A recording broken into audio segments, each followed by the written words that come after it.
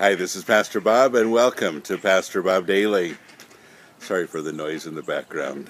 My friends make a lot of noise. They've all grown up here, many generations, and I make the mistake of feeding them, so they don't migrate anywhere. They just stay right here, and whenever I come outside, they come running to eat.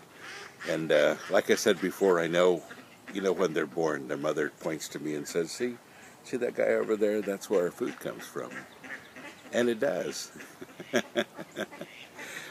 Well, I had a very sobering note from somebody this week that said that he's a Marine, that he's killed people, and that he's seen a lot of death.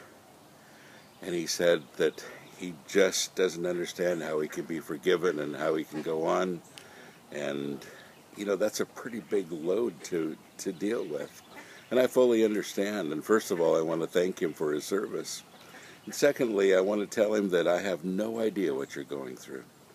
To stand here and say, I understand and here's some good advice is not realistic. I can give some advice and I'd like to, but to really understand what you're going through, I absolutely don't. And I really feel for you. I'm sorry that this had to be the case. But can I just say that there is no sin that's too big for God to forgive, including that one. And I know there's a purpose for it, and even if there's a purpose for war, and I understand that it does happen sometimes. Some wars are pretty stupid, some wars are for a good reason. But I do understand that kind of impact on your life is life-changing. You'll never be the same again, and if anybody tells you that you can, they're lying. God forgives, but you'll never forget. And, a lot of people live lives of deep, deep, deep regret, and not only regret for things they've done, but hurt for things that have been imposed upon them or done to them, and that's kind of where you are.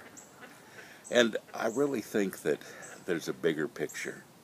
The bigger picture is that this is exactly the reason that Jesus died on the cross. Now, I talk about this all the time. I talk about Christ's death all the time. Why? Because it's the pivot point. It's the pivotal point. It's the place, folks, where we begin to resolve what's going on. And there isn't anything in history that was more profound than that event. And so whenever you're trying to figure things out, folks, like I always tell you, go back to the cross and begin there. Christ said, I know what you're going through. I understand what you're going through, and he does. He says, and I understand that it's impossible for you to live with, and it is. And he says, so come on to me, all of you who are tired and overburdened, and I will give you rest. That's his promise to us, and it's possible because of what he did on the cross. He doesn't say, I'm going to erase your mind.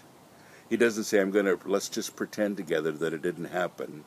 He didn't say, let's go through a lot of psychotherapy so that, you can become dependent on a person instead of an event. And I'm not saying there's anything wrong with therapy, but you understand what I mean. What he really said was, I want to make you a new creation. I want all these things in your past to be gone. I want you to be able to deal with your present. And I want to make you a new creation. And he said, and that creation means that the old is gone, the new has come. And so, my friend the Marine, I want to tell you this, that the new has come. You're not going to forget the things that happened, but you can surely begin to immerse yourself in the love of Jesus Christ that he gave you freely and still gives you freely today. I hope that helps. God bless you. Have a great day.